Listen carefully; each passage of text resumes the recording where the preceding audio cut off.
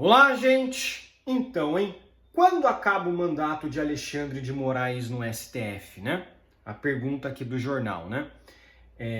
Há 7 anos, como integrante do STF, o ministro Alexandre de Moraes tem mais 19 anos pela frente na cadeira que ocupa na Suprema Corte, né?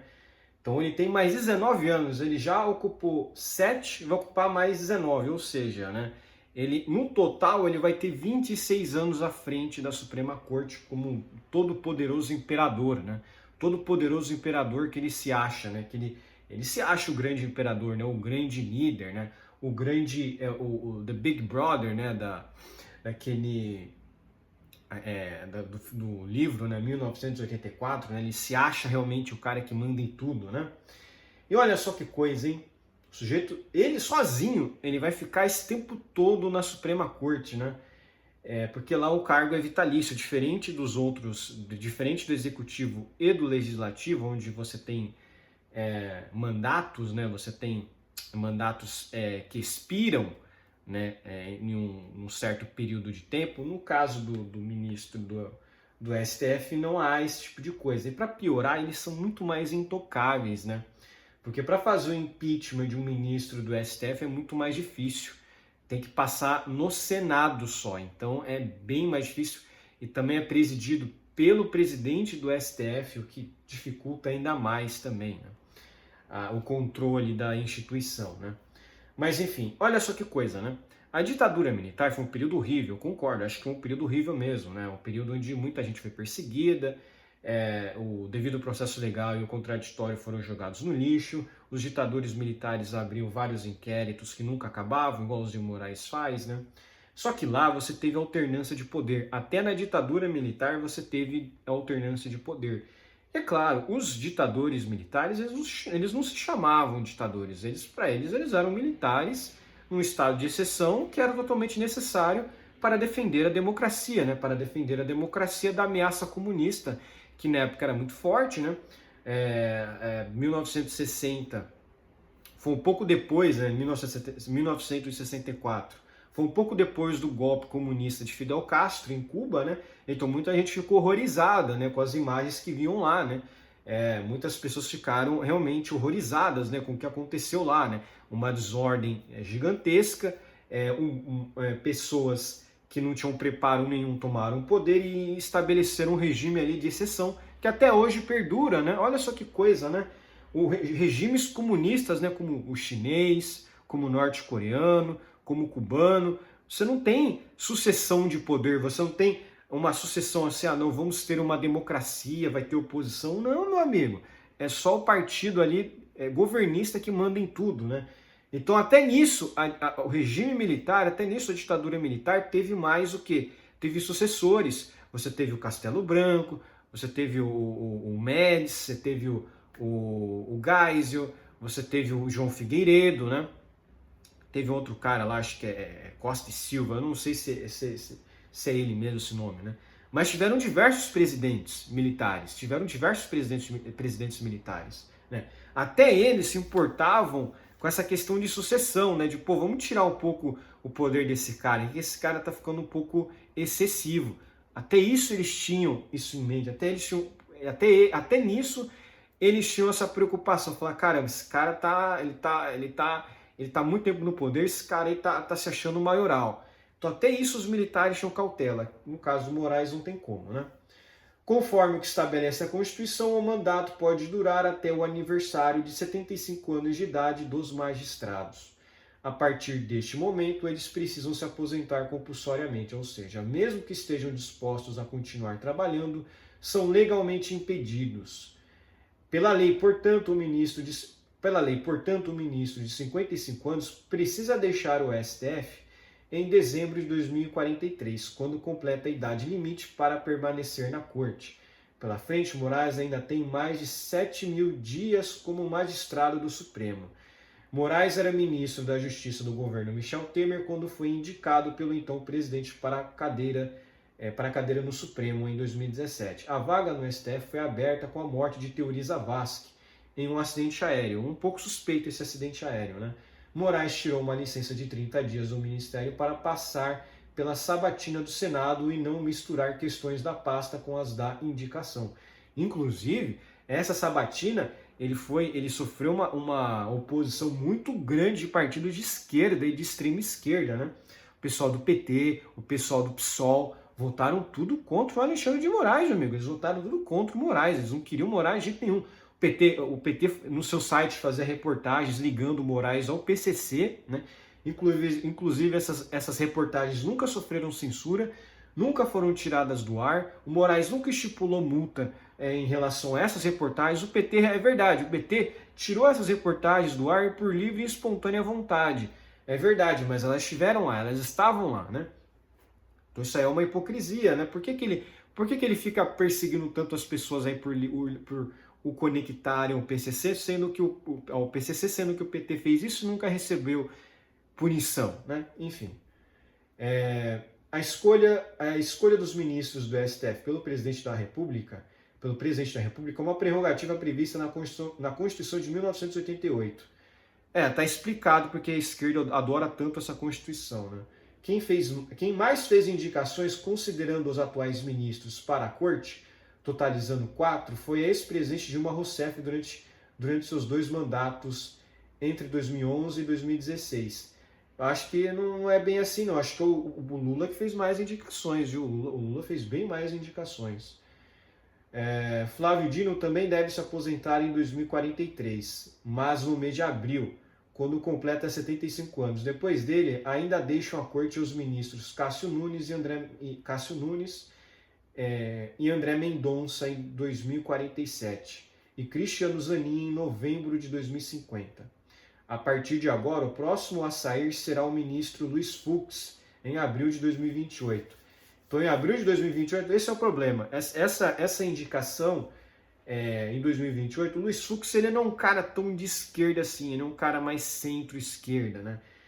Então, assim, se ele sair, a indicação continua sendo boa, porque é menos um ministro que vota mais ou menos a favor do Lula, né? Mas em 2028 vai ser aquilo, vai ser um ministro que não é tão à esquerda assim, então não vai ser uma substituição tão boa se caso chegar um presidente de direita, né? Era melhor que a gente conseguisse substituir um Gilmar Mendes, né? Era melhor se a gente conseguisse substituir aí uma Carmen Lúcia, era melhor aí se a gente conseguisse substituir um Dias Toffoli, apesar de que o Dias Toffoli meio que brigou, um Barroso, né? O Barroso é bem de esquerda também, né? Mas assim, por exemplo, o Lewandowski, ele era de extrema esquerda, sempre votou a favor do PT, em caso de corrupção sempre votou para o PT, e o PT fez a substituição. Infelizmente, esse cara, que era o pior de todos da Suprema Corte, o Ricardo Lewandowski, o Lula fez a indicação, o substituiu, né? Indicando, se não me engano, o Flávio Dino, né? Acho que foi o Flávio Dino, né? A Rosa Weber saiu também e o Lula indicou o Zanin, né? Então, enfim. Aí tem um embate entre Moraes e Musk, né? E esse é o ponto que agora eu vou conectar com uma outra notícia, né? Você tem esse embate agora entre Moraes e Musk embate entre Moraes e Musk, e o que aconteceu, gente, é que a Starlink de Musk rebate Moraes e diz a clientes que pode oferecer serviço grátis se necessário. Por quê? Porque o Moraes foi atrás até da Starlink. Mas o que a Starlink tem a ver com o X? Não tem nada a ver, são empresas totalmente distintas. A Starlink ela é ligada à SpaceX. A SpaceX é uma empresa diferente da X, né? É uma empresa diferenciada, tem outros acionistas, tem outros sócios, né? E a justificativa do Moraes de não, eu tenho que ir atrás da Starlink, porque a Starlink é do Musk, não sei o quê. Primeiro, o Musk não é nem CEO do Twitter, vocês sabiam disso? O Musk não é CEO da Twitter. Então, o Moraes, ele errou. Ele errou quando ele expediu esse mandado de intimação, porque não é o Musk que deveria se dirigir. Se ele quer se dirigir ao CEO, ele tinha que se dirigir a uma outra pessoa. Eu esqueci o nome dessa pessoa. Mas o Musk ele não é CEO do Twitter. Então o Moraes cometeu uma outra gafe. Quem diria, hein? O Moraes só comete gafes, né? A Starlink de Musk enviou um e-mail a seus consumidores comunicando sobre o bloqueio de suas contas por decisão do ministro do STF, Alexandre de Moraes. A empresa afirma que, se for necessário, proverá internet gratuita aos usuários. A Starlink está comprometida em defender seus direitos protegidos pela Constituição e continuará fornecendo o serviço para você gratuitamente, se necessário, enquanto lidamos com essa questão por meios legais, diz o comunicado. Porque o grande problema da situação é que o Moraes estava querendo impedir com que os seus próprios consumidores efetuassem pagamentos. Então, vocês não podem pagar, então vamos dar de graça. Olha só, isso sim é um empresário de verdade, isso sim é um empreendedor de verdade. Ele não está se importando com a questão de ganhos, questão capital, está se importando com a liberdade de expressão. A liberdade de expressão é o bom do mundo, né? Só ditadores, só Maduro, só Lula, só ministro Moraes é que querem acabar com a liberdade de expressão, né? A empresa afirma que recebeu a ordem de Moraes no início desta semana e que desde então tem congeladas suas finanças, o que impede que a Starlink realize transações financeiras no Brasil. Eles podiam adotar o Bitcoin, né? Falar, já que vão banir a gente de fazer negócios com o Brasil, vamos adotar o Bitcoin. Acabou, né? O Moraes não vai poder fazer nada a respeito disso, né? Esta ordem é baseada em uma determinação infundada de que a Starlink deve ser responsável pelas multas aplicadas inconstitucionalmente contra o X, uma empresa não filiada a Starlink. Exatamente, não tem ligação nenhuma, né?